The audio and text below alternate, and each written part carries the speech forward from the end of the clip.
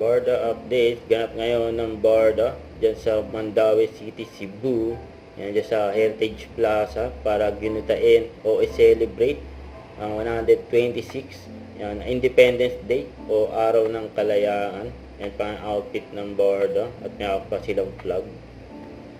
Ayan video nila Barbie Fortesa at David Licauco.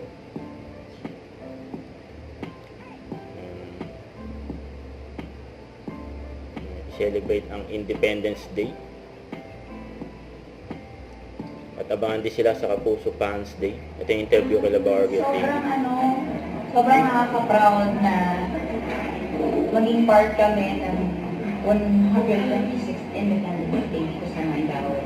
At to be honest, ito ang aking unang beses na mag-participate sa Independence Day na program ko, and to do it here in Mandaue is such an honor for the both of us. And ang saya kasi yung damdam mo talaga yung nationalismo ng lahat ng nandito ngayon, hanggang sa mga performances, hanggang sa mga mensahe, ng mga officials na nandito ngayon, at yung pag-raise ng flag, of course, talagang mabibilib ka sa mga nagawa ng mga Pilipino noon para maranasan natin ang kalayaan natin.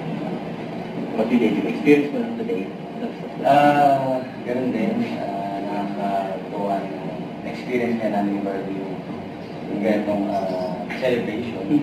And I think kasi nung mga bata tayo, pag Independence Day, isipin natin na, walang pasok. Diba?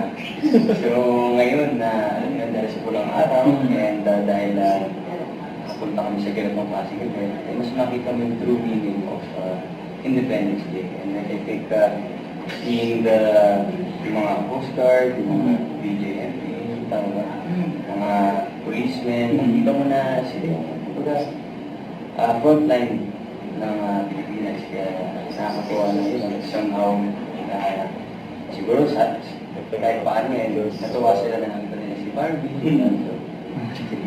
Ako, mga lalaki din eh. So, syempre, nakakatawa na nakapagbigay din kami ng some sort of aliw. Hindi ko lang araw, malapit na. Huwag kalimutan mag-subscribe, click ang notification bell para update. Ito po ang Nature Reaction Vlog. Bye guys, team for watching.